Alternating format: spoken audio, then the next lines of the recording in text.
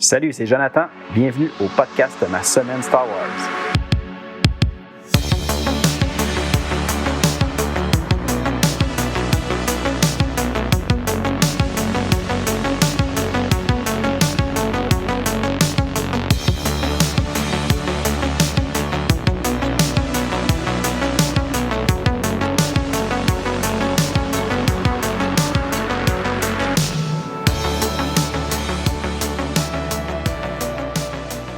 Salut, bienvenue à l'épisode 14 du podcast Ma semaine Star Wars. Aujourd'hui, notre sujet, on va lire, ou plutôt parler du 4e tome de la série La Tribu perdue des Sith qui se nomme Sauveur. Mais tout d'abord, comme on fait à chaque émission, je vais vous faire un petit retour sur ma dernière semaine.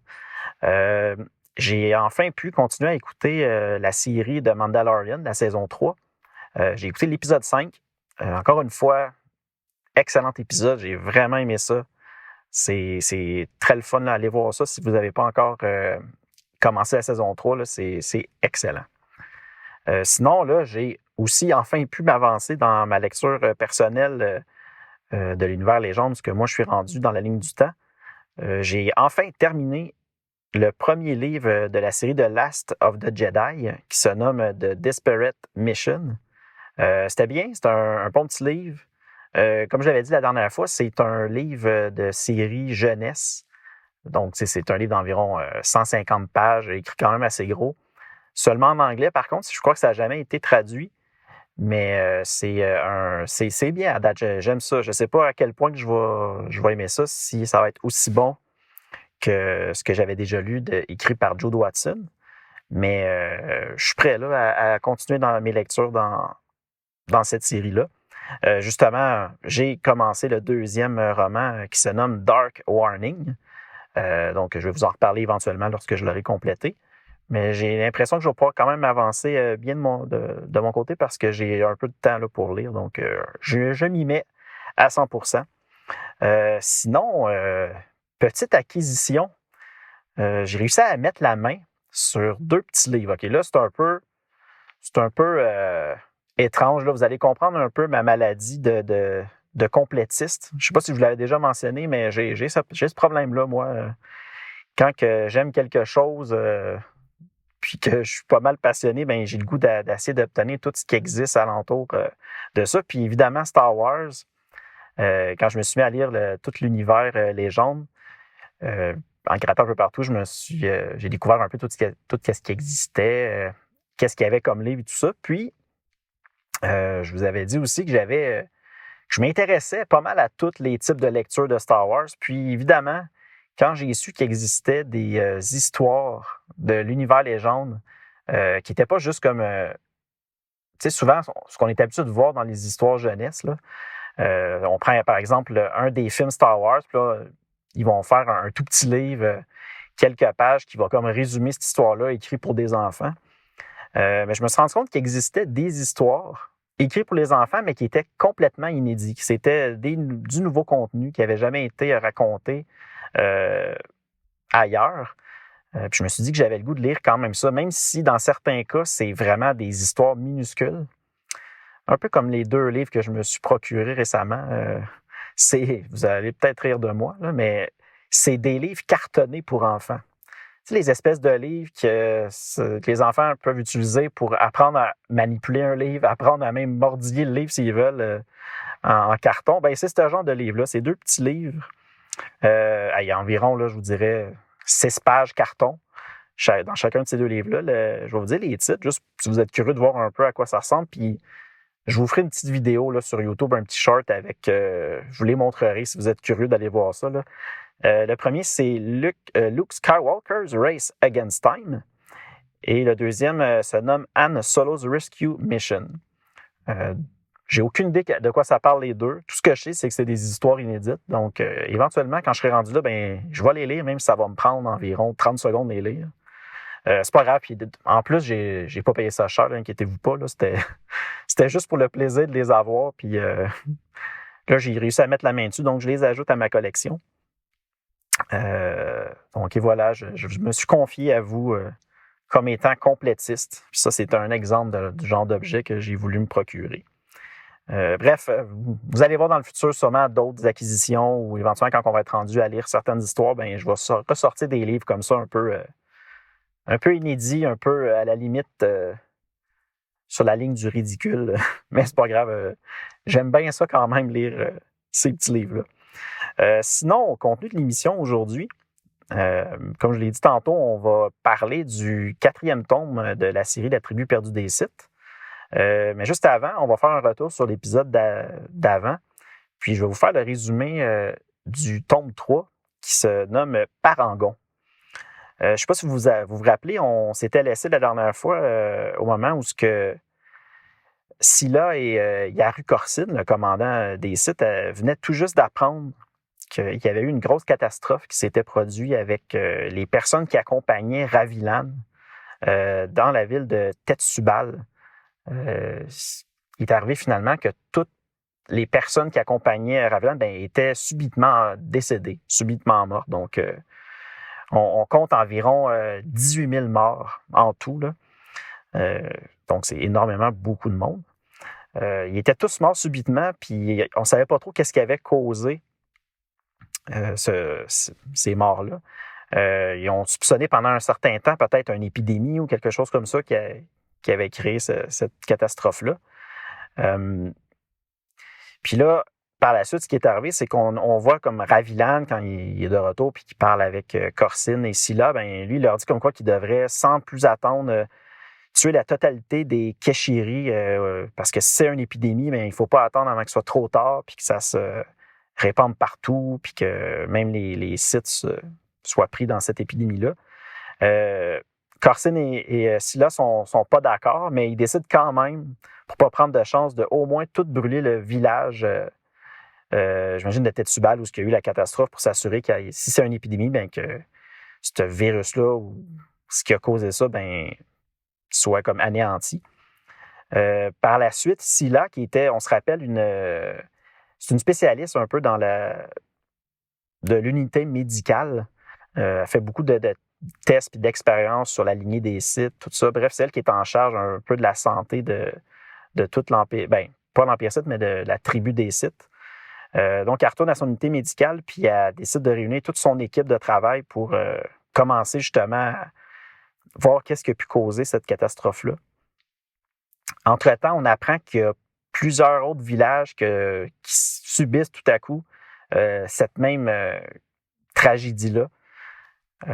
C'est à ce moment-là que Scylla, elle comprend que c'est Ravilan qui a décidé d'orchestrer ce massacre-là pour obliger le commandant Corsin à quitter la planète. Parce qu'on se rappelle, dans le dernier épisode, je vous avais mentionné qu'on avait un peu deux clans dans la tribu perdue des Sith. Tu avais les fameux 57 avec à sa tête Ravilan, puis le commandant Yaru Corsin, puis tous les autres Sith qui sont avec lui. Donc, c'était comme deux clans qui n'avaient pas la même vision pour l'avenir des Sith sur la planète Kesh. Donc là, on pense, Scylla croit que c'est Ravilan qui a fait ça pour justement obliger ou forcer Corsin à quitter la planète, vu qu'il y a une épidémie et que c'est dangereux, là. Donc, c'est pour ça qu'il aurait fait ça. À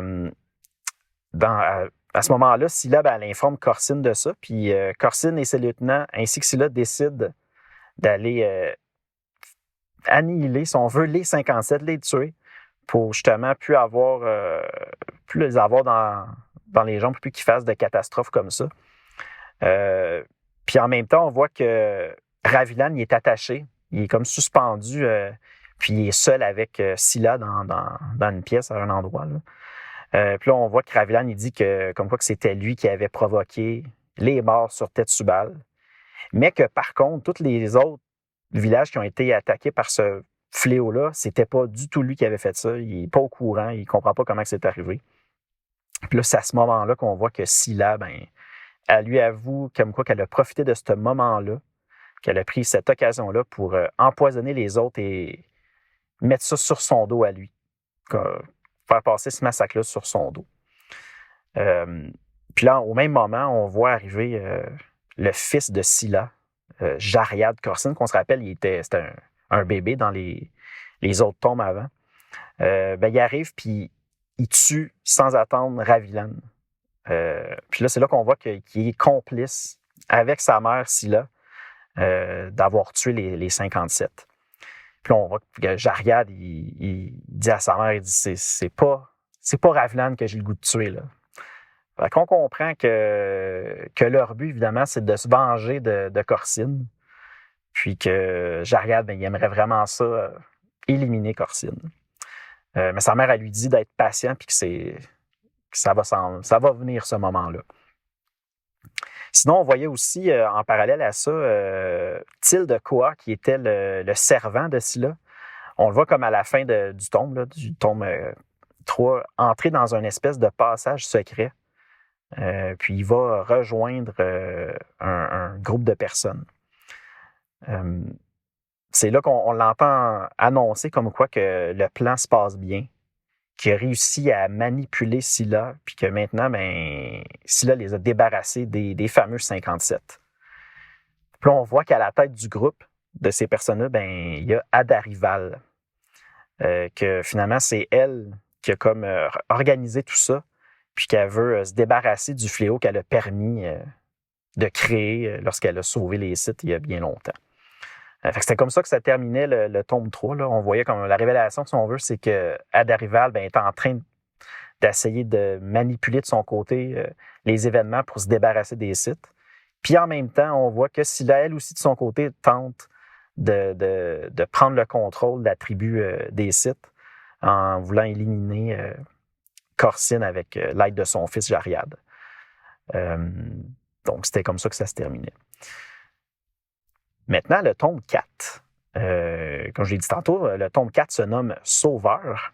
Je vais faire encore une fois un petit résumé de qu'est-ce que la tribu perdue des Sith. C'est une série en 8 e-books écrite par John Jackson Miller. Les événements de cette série-là se passent entre 5000 et 2975 ans avant la bataille de Yavin, donc avant le 4e film de Star Wars. Puis c'est aussi l'histoire de la tribu qu'on va voir réapparaître beaucoup plus loin dans la ligne du temps, là, quand on va être rendu dans la série Le Destin des Jedi. Mais comme je vous dis, ça ne sera pas demain parce que c'est vraiment, vraiment vers la fin de tout ce qui a été écrit de l'univers légende de Star Wars. Le tome 4, Sauveur, est paru le 27 avril 2010, évidemment sur Internet parce que c'était un e-book. Donc, petit résumé de ce tome-là. Là, encore une fois, on a fait un bond dans le temps. On se rappelle, la dernière fois, on était 15 ans plus tard, après le crash sur Kesh du vaisseau Lomen. Mais cette fois-ci, on rajoute un autre 10 ans. On est rendu 25 ans après l'arrivée des Sith sur Kesh. Là, on voit que cet empire-là, si on veut, ce petit empire-là, Sith, beaucoup agrandi. Maintenant, la ville Tav, c'est maintenant rendu la capitale des Sith. On est comme à un moment où Corsine est en train de faire un grand discours durant une cérémonie. Puis là, Corsine, on voit que Corsine, il est conscient aujourd'hui, il sait qu'il ne va jamais réussir à quitter Kesh. Puis pour garder son peuple motivé, pour qu'il continue à travailler dans son sens, puis qu'il n'y ait pas de révolte ou quelque chose comme ça, il avait réussi à les garder motivés en leur faisant croire que il y a plusieurs années, il avait activé la balise de détresse sur Lomen pour essayer de contacter de l'aide envers l'Empire Sith. Puis finalement, que malheureusement, cette balise-là avait rendu l'âme il y a maintenant quelques temps. On voit aussi que Corsine, il réfléchit beaucoup, il pense beaucoup à mais qu'est-ce qui s'est passé dans l'Empire Sith? Est-ce que Naga Sadar est maintenant... Est-ce qu'il a gagné la guerre contre la République? Est-ce qu'il est toujours en vue? Qu'est-ce qui se passe? On voit qu'il se pose des questions, mais évidemment, vu qu'il est pris sur la planète Kesh, il n'y a aucune réponse à ces questions. Sinon, on voit en même temps Adarival qui assiste à cette cérémonie-là, aux côtés de Yaru Corsine et Scylla.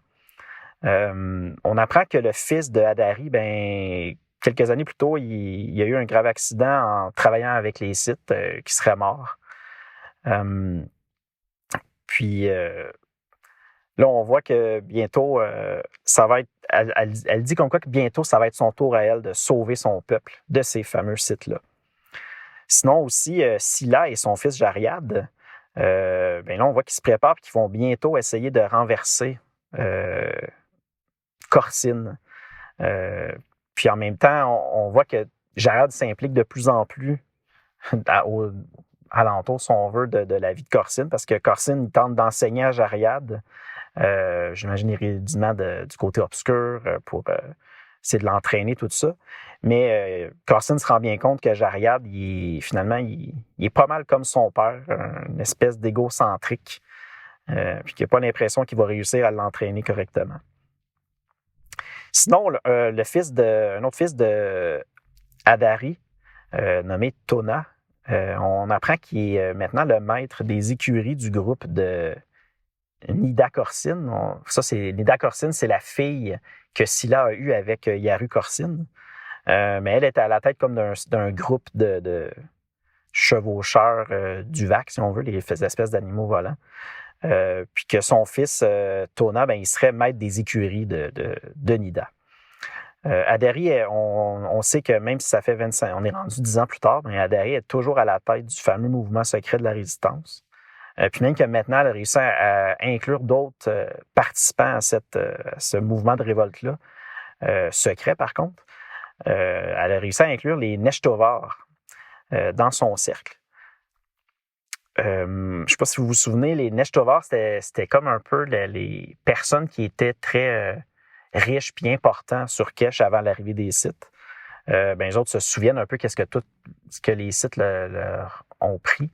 Puis c'est pour ça qu'ils se sont ralliés à Adari et son cercle secret de résistance. Corsine, mais depuis toutes ces années-là, maintenant, c'est lui qui contrôle complètement tous les Uvac. Il y a presque juste les Sith qui peuvent maintenant voler sur le dos de ces animaux-là. Le peuple des Keshiri n'ont plus accès aux Uvac. On apprend aussi que Adari elle a réussi à infiltrer beaucoup de personnes chez les Sith, puis que là, normalement, le lendemain, ils vont se préparer à passer à l'action pour leur grand, si on veut, mouvement ou attaque pour renverser les Sith. Je vais m'arrêter là pour le résumé. Évidemment, on va garder le suspense pour vous permettre de lire ce tome 4-là. Puis, de toute façon, la semaine prochaine, je vais prendre le temps de vous faire le résumé complet du tome 4. Puis, on en reparlera à ce moment-là. Sinon, je peux vous dire rapidement que mon appréciation au niveau du tome 4, encore une fois, c'était bien. J'ai aimé le tome 4. Encore et toujours, avec la tribu perdue des Sith, j'ai un peu de difficulté des fois à rentrer dans l'histoire, mais vu que là, il y avait un peu plus d'action, c'était quand même un peu plus simple. J'ai quand même aimé ma lecture. Il y a quand même pas mal de revirements de situation dans ce tome-là. C'est sûrement que ça l'aide justement à ce que ça se déroule bien, puis que ça avance bien, puis que je reste accroché un peu plus. Donc, je vous le dis, ça vaut quand même la peine d'être lu, cette série-là, La tribu perdue des Sith. C'est peut-être pas, si on veut, la meilleure œuvre de John Jackson Miller, mais c'est quand même intéressant. Sinon, prochain épisode, on va commencer quelque chose de très intéressant. On retourne dans les Tales of the Jedi, mais cette fois-ci avec une autre mini-série de 5 numéros qui est comme séparée, si on veut, en 2 arcs. Il y a 2 histoires distinctes dans ces 5 numéros-là. On va avoir Ulic Qel-Droma and the Beast Wars of Onderon. C'est 2 petits numéros qui racontent cette histoire-là. Puis sinon, on va avoir The Saga of Nomi Sunrider, les numéros 3 à 5. Sans faire de divulgateur, de spoiler, je peux vous dire tout de suite que ça va être intéressant, ça va être bon. Les Tales of the Jedi, je vous l'ai déjà dit, j'aime vraiment toute cette ère-là dans Star Wars. C'est vraiment bien. Puis, je pense qu'on va avoir bien du fun à aller, dans mon cas, relire ces séries-là. Mais sinon, vous les présenter. J'ai bien hâte de vous présenter tout ça. Évidemment, si vous avez des questions, si vous voyez que je me suis trompé dans certaines explications, ou peu importe, vous avez des choses à partager avec moi, je vous invite à le faire sur mon adresse courriel de l'émission, masemaine-starwars@gmail.com. Sinon, allez faire un tour sur YouTube. Comme je vous dis, je vous partage des petites vidéos pour vous présenter un peu les livres que je lis, les BD que je lis ou les nouvelles réceptions. que je reçois de l'univers Star Wars. Donc, allez voir ça. Sinon, évidemment, j'ai encore la page Facebook, Instagram, c'est encore là. Encore une fois, c'est pas super populaire, mais pour l'instant, je les garde en vie. Puis, si vous voulez retrouver l'épisode pour l'écouter en audio, évidemment, l'émission est en audio seulement, même sur YouTube. L'émission est disponible sur Apple Podcasts, Google Podcasts, Spotify, iHeartRadio, Deezer, Stitcher, TuneIn, Amazon Music et sa plateforme Audible. Encore une fois, merci beaucoup de votre écoute. On se revoit très bientôt. Salut!